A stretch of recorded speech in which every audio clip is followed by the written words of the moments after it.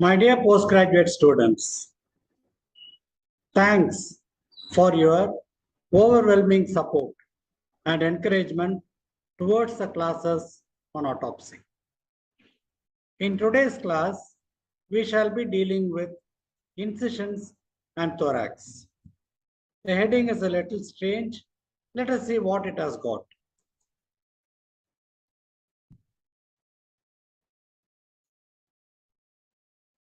Counting the chickens before they hatch.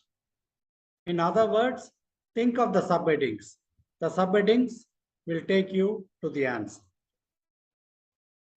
So there are a number of these headings which are of great importance. I would not be repeating them. Kindly go through them. Half of them are related to the techniques, whereas the remaining two, the pathology per se of the thorax and lungs. The autopsy tells us everything. John Pierce.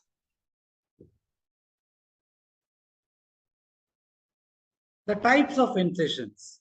This I should have taken or would have taken in the last class, but I felt that this will be an apt moment. Name whatever alphabet you have got, you will be having an incision along with it. There can be an I-shaped incision, a T-shaped incision, a Y-shaped incision, a U-shaped incision. What are all these? We shall be seeing. Apart from that, there can be a sparing breast incision, or there can be an incision from the sternocleidomastoid along the costochondral region. I shall be showing you what it is. Limited autopsies are there. And also there can be a limited autopsy of the abdomen or thorax. Restricted autopsy is a different terminology. So for each of these, you have got different types of incisions. This is a definite question for you people in the autopsy exercise, in which answering is not important. Answering completely is. So do not blindly just say INT, but see what it is. So obviously you have to buy this. These are the common autopsy incisions. Let us see this particular series of diagrams first and then this. There is a Y-shaped incision. Here, the incision is across the clavicle on either side.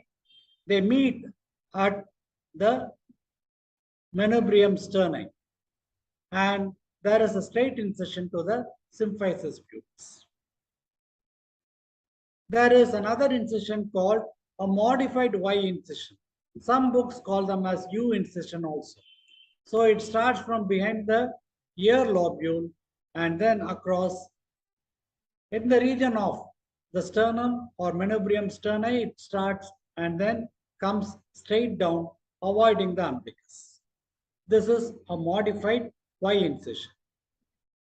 This is the third and the conventional incision, the I-shaped incision, just a straight line from the symphysis mentae to the symphysis pubis, avoiding the or circumventing the umbilicus. So these are three different things. Now, why should you have so many different types of incisions? This diagram is almost the same as this, except this, in which I am finding it is starting from the acromion process and it goes below the breast, avoiding the nipple, areola, etc. And it forms a wide U-shaped incision. Again, it meets at the sternum, avoids the umbilicus, comes down to the symphysis pubis. This is almost a corollary of this. We call it a U-shaped incision. Now, what are the advantages and the disadvantages of each of these? This will be of great importance because unless we know that, we will not be able to remember it. But once you know that, it is a child's play. The eye-shaped incision, for example, this is it. Umbilicus is left to the right, and the disadvantage here is the stitch will be visualized, particularly in the neck. You will be able to see the stitch. To avoid this, there is a Y-shaped incision from the acromion to the xiphisternum across the breast. And in this, the disadvantage is the neck structures will not be very clearly visualized. But there are no visible sutures. That is the advantage. Another disadvantage can be scarring across the breast.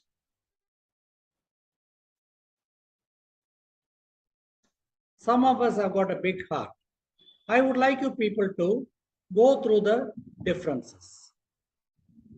The range is strange. So we will also be seeing the normal weight of the organs. So also the lungs. I find that it starts from as low as 640 and goes beyond 1000 grams. What are the conditions? What are the causes? We shall be seeing. And I will also be presenting you with the normal dimensions of the important organs at a later date. So again, the classical incision over here, obviously, there is no neck mark over here, but the visualization of the structures in this region might be difficult. After all, we will have to return the body in dignity. Once the incisions are over and the autopsies are over, there is also an examination of the back. Here, a spinal incision might be needed. This we shall be dealing later on, but please do remember there will be an incision posteriorly to visualize the spine.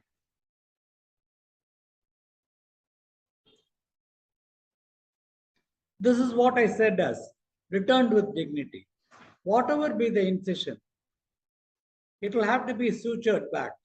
So much so that the body is returned to the relatives, the near and dear ones, as though they are seeing the person for the first time after death. So minimal trauma should be there or it should be avoided. The suture should be neat. You need not be a plastic surgeon, but then there has to be some dignity and decorum. The scalp on its part, it goes unnoticed because it is covered by hair in most cases. Finally, there has to be a decent burial.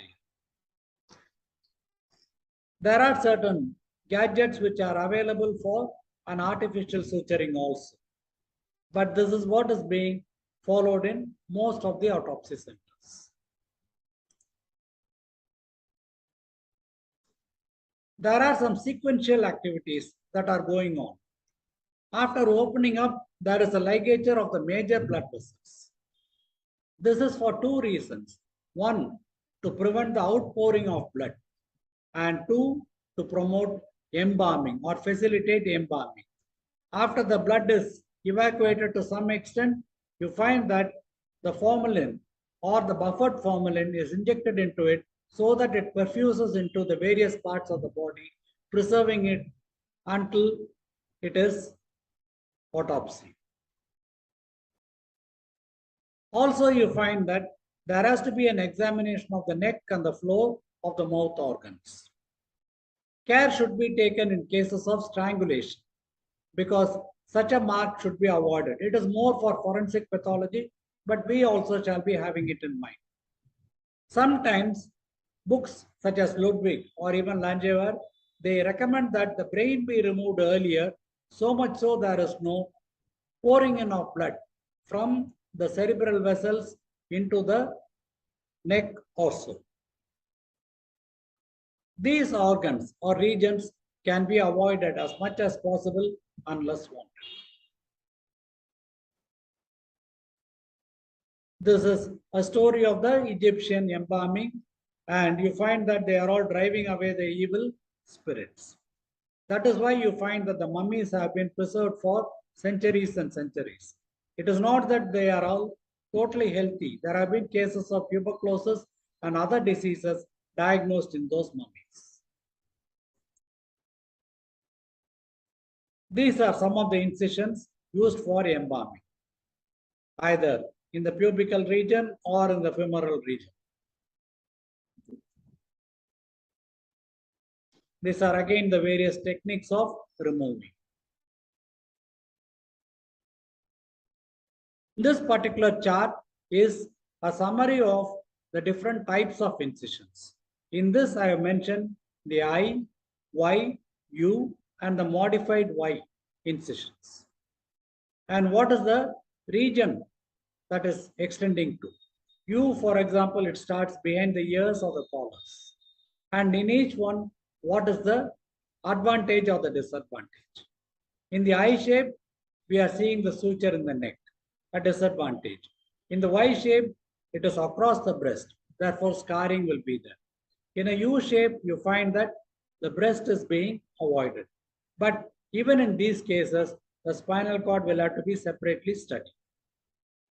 The modified Y is there. And in all these, you find that there is a better exposure to the structures that are corresponding to it. Once there is an incision, you find that the skin is thrown as a flap onto the face and the dissection continues in the thorax and abdomen. This is incidentally the incision I had been mentioning. You find that it goes below the breast so that particularly when it is a female, there is no amount of scarring that is seen, at least trauma to the breast. It is one organ that has to be treated with dignity. People very easily talk about a mastectomy or a radical mastectomy, throwing off everything. It is not the disease alone that matters. It is the psychological pain and trauma that the patient carries, even if you are going to cure her 100% of the malignancy.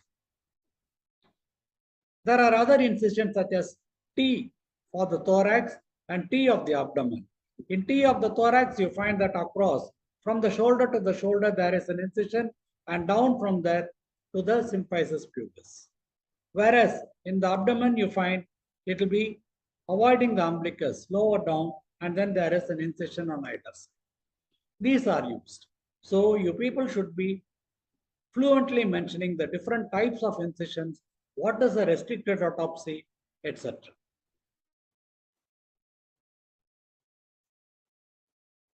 So this again, I will not be mentioning this. You find that the entire section of organs are all being exposed. You find that they are no longer as soft and palpable as they are. You find that they are almost like a frozen shoulder or a frozen chest and abdomen.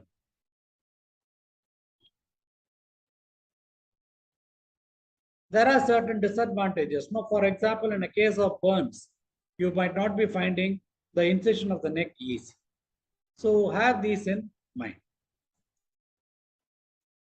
A genius, Vesalius, who exhumed the body and taught us anatomy.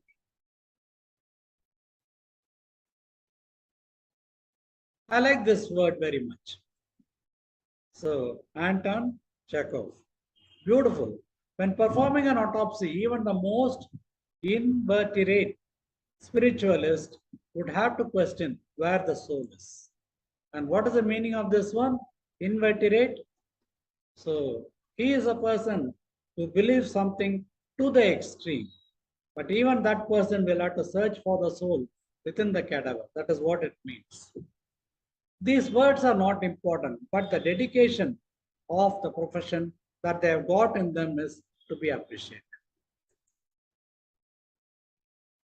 Sometimes on opening, you find that there is a thoracoscopy. So this can be when the patient is alive or at autopsy also. There is a lot of fibrous strands that is adhering the lung or the chest to the pleura. And this again, it is a case of bronchiectasis. I'm able to see the dilated channels down. But look at this. In the interlobar fissure, there is some amount of fibrosis that is being formed. Why this is mentioned is because once we open up, these are all certain subtle things that we will have to look for. Never be in a hurry to remove the organs en masse and put it for fixation. This is just a recollection. I know you people know all this. This is again a favorite diagram, anterior-posterior, and this probably a lateral or a sagittal view as such. So please do remember that there is a manubrium and then there is a sternum as such, and this is the xiphisternum. Fine. And there are the cartilaginous portions and the osseous portions of the ribs. And this is exactly called the chondro-osseous or osteochondrous junction. So this is important. And it is this particular region where they will be cutting with a rib cutter. And when you look at it laterally, it encompasses the entire viscera very snugly. The lungs as well as the heart within the pleura and lower down the diaphragm. Please have this in mind. Also, I'm able to see part of the trachea higher. Why am I showing you this? To have an idea about it. Because once we do open up, we should have an idea where the various organs are. So there is a esophagus that is posterior to the heart over here, and there is an aorta. And this is a lung in probably the mid-thoracic region behind which there is a vertebra. Have this in mind. And also these are the intercostal muscles that we should be having in mind, the cut surface of the ribs. How do you open the thorax? Once there is a incision, you find that the skin muscles are dissected and the intercostals are not damaged. You will have to test for a pneumothorax. How do you test for a pneumothorax? It is of paramount importance. Again, a question they will be asking you. You will have to open the portion underwater. You give a trauma without piercing the lung. And if there is going to be any bubble of air that is going to come out of it, it is indicative of a pneumothorax. I shall show you better pictures of it. You reflect the abdominal skin also. Sometimes the sternoclavicular joints are disarticulated. The rest of them are left as it is. There is another mode of incision. It starts from the lateral portion of the sternocleidomastoid. Sternocleidomastoid, you find it goes up to the mastoid region. The incision starts from there, comes straight down along the costochondral junction. And it done on either side, and you remove that particular flap of the rib cage. This is another incision which you people can memorize and answer. So it starts somewhere in the neck and then comes along the costochondral junction, and this entire rectangular piece is removed. Now, what are the procedures for preserving the lung? There is something called as wet preservation. Okay, put it in formalin or buffered formalin, it gets fixed. There is another thing called as dry fixation. You refrigerate it and then you try to embalm it. The third one can be a gaseous state. It can be a formalin vapor itself. And at the end of it, the lung has to be fixed in an inflated state. That is what we people are seeing in the museums. The dead are teaching the living. And it is being fixed with formaldehyde gas. So you find that the rib cage has been cut open along the costochondral junction, and these areas are particularly sharp. They can be traumatizing the prosector. I told you who the prosector is. He is the person who performs the autopsy. Also, we must see that there is no damage to the pleura or the pericardium. So remember the 4 P's: protect, prosector, pleura, pericardium. And these are the various equipment that can be used for opening the costochondral junction. This one is called as R.A.T.S. This is called as Wilson and Wilson, and this is Doyen. So these are different ones. Slowly and deliberately, you people should be knowing the names of the instruments, starting from the brain knife. Do not try to mug up everything at one stroke before the exam. We will be a very poor performer. After that, there is a blunt dissection. Blunt dissection is literally teasing. What you do is the skin and the subcutaneous tissue, it is being reflected without cutting through the skin. and without damaging the intercostal muscles. And after removing the rib cage, or rather the costochondral junction, the chest contents are examined, whether there is going to be any pneumothorax or an effusion, which is very important. And if that is so, it has to be taken for biochemical analysis. Sometimes we need it for cytological examination. Think of a bronchogenic carcinoma, or rather tuberculosis, or sometimes a mesothelioma. There is nothing wrong in taking an aspiration and doing a smear. But these, as we had mentioned earlier, should be done earlier. Rib shears are the instrument that I showed you earlier, and how it is being removed. Injury to the prosector is avoided. And after all that is over, you find that along the jaw, you find that there is an arch in the lower mandible, and that is being cut. And when that is cut, there is a reflection of the skin and the tongue is being exposed. You try to put in an incision, and after that, we just get hold of the tongue and you pull it down. It is as though you are peeling the skin of a banana. It is almost as simple as that. And this is what we called as the Rokitansky's method, but then there is another name called the Luthel's method. So that is the correct name as it. This is the anterior-posterior view. This is the posterior-anterior view. The advantage of this method is we are able to see the relationship of the organs to each other, after which we will try to remove them. So when it comes to the trachea and the bronchi, it has to be removed in continuity with the lung. The heart, it is not possible because the aorta will be going behind. So what we do is we cut the great vessels as high up as possible.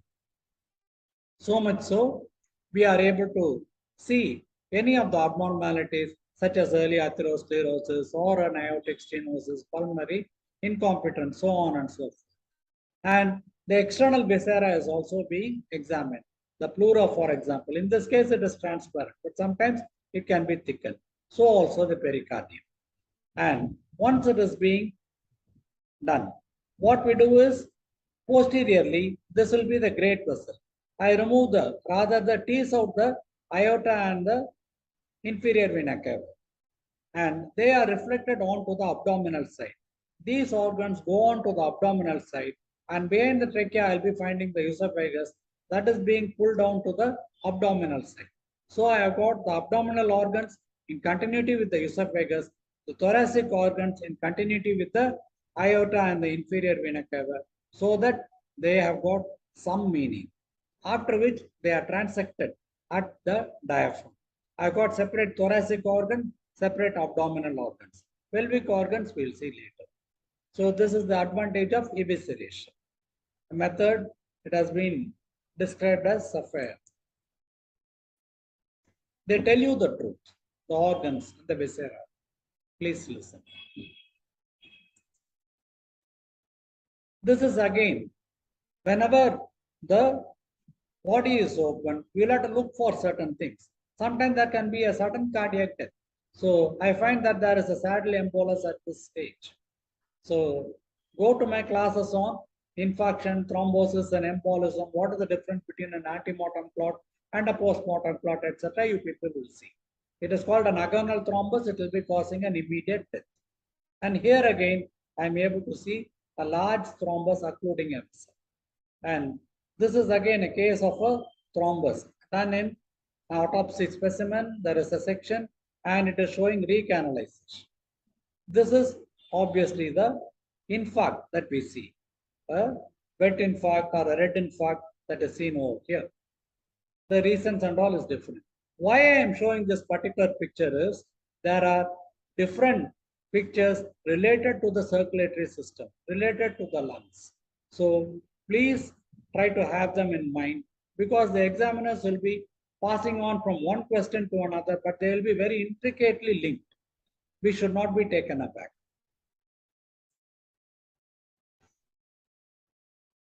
Thanks to this one, Journal of the Academy of Echocardiography. Beautiful. And this is a case of a this is a lung over here, it is normal. There is a ballooning over here. That is because around the heart, there is a pericardial effusion that is separating both the lungs. They are being separated over here, and finally it is being removed. It is a fetal autopsy wherein there is a massive pericardial effusion. Look at this picture, a barrel-shaped chest, diagnostic of emphysema. There are certain specimens which might go hand in hand with autopsy. Go to Robbins, he would have described the various things, feathery to feel, pillowy to touch, so on and so forth. Please do read it. But then admire this. I hope you people are convinced with the barrel-shaped chest.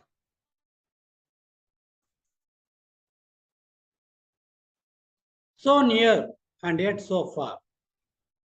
So that is how you find that the circulatory system and the respiratory system are closely intertwined but then widely separate. I hope you people are able to recall the various structures, the arch of the aorta, the major branches, the trachea, the main bronchi, and so on.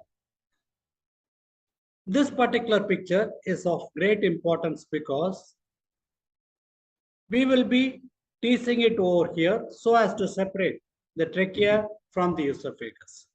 The esophagus goes into the abdomen and the trachea remains in the thorax. So also you find great vessels are reflected onto the thorax. But what is important is this particular region, we will have to look for any trauma, malignancy, or sometimes a tracheoesophageal fistula.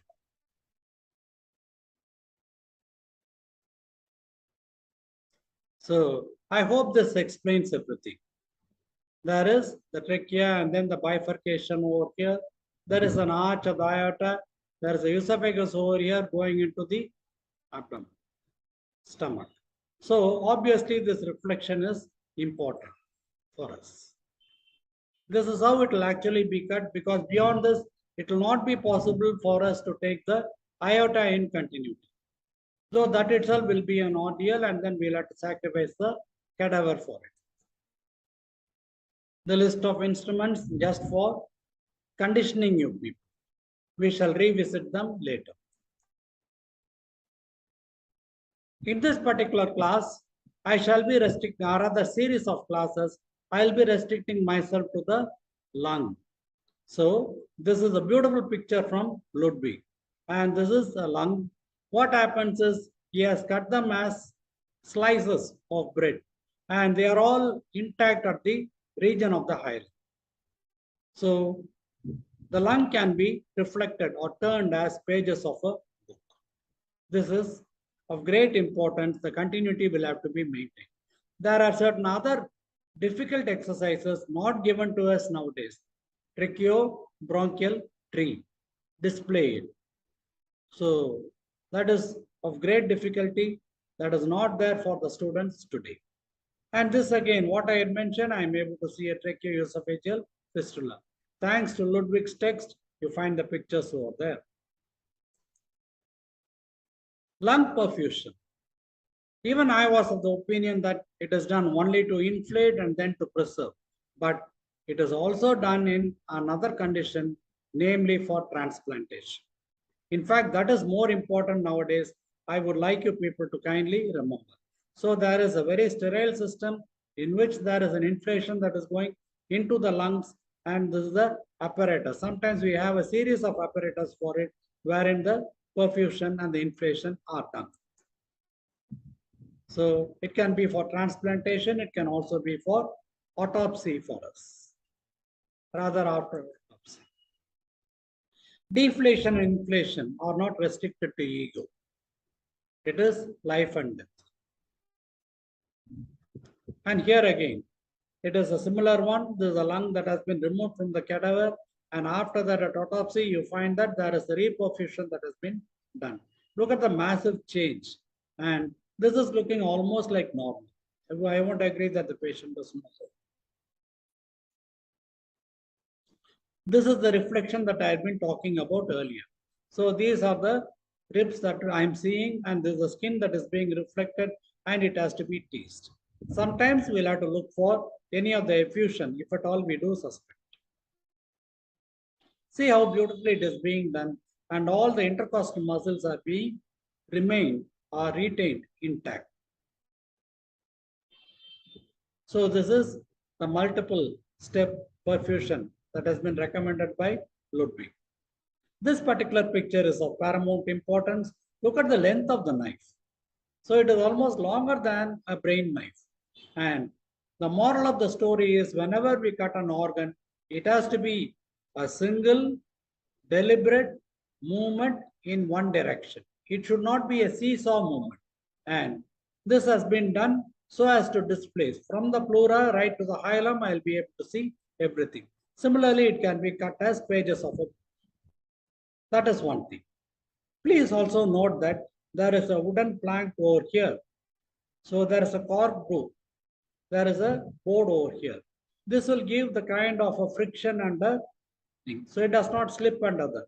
And also, whenever you cut or wash, there will be the fluid that is accumulating, which is collected in a steel.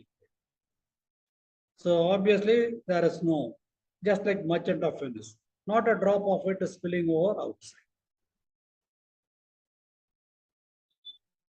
So this is the herd method, capital HEARD. That is that. He is a person who has deciphered the method of storing the lung. So it can be stored in the refrigerator. These are all the temperatures and other things. They can be sliced, and a formalin solution or a buffered formalin is being used. Several slices can be stored in a stack. And this incidentally is one such slice of lung tissue wherein I am able to find. Sometimes you find very thin sections can be cut by means of a Guff Wentworth section. It is a kind of microtome, a sledge microtome, wherein you can get a very large section. We have got such sections displayed at the entrance of the museum in Japan. So there is some amount of bronchiectasis over here, and there is also an increase in the air spaces, probably a combined emphysema also. Lobes and segments. You need not be as perfect as an anatomist. Look at the right lung over here, left lung. Right. Remember the letter R. So there will be 3 lobes. So you have got an upper lobe, middle, and the inferior. There is an oblique fissure for both, the left and the right. So there is an oblique fissure. This is the right lung and this is the left lung. And there is a small slit-like space over here.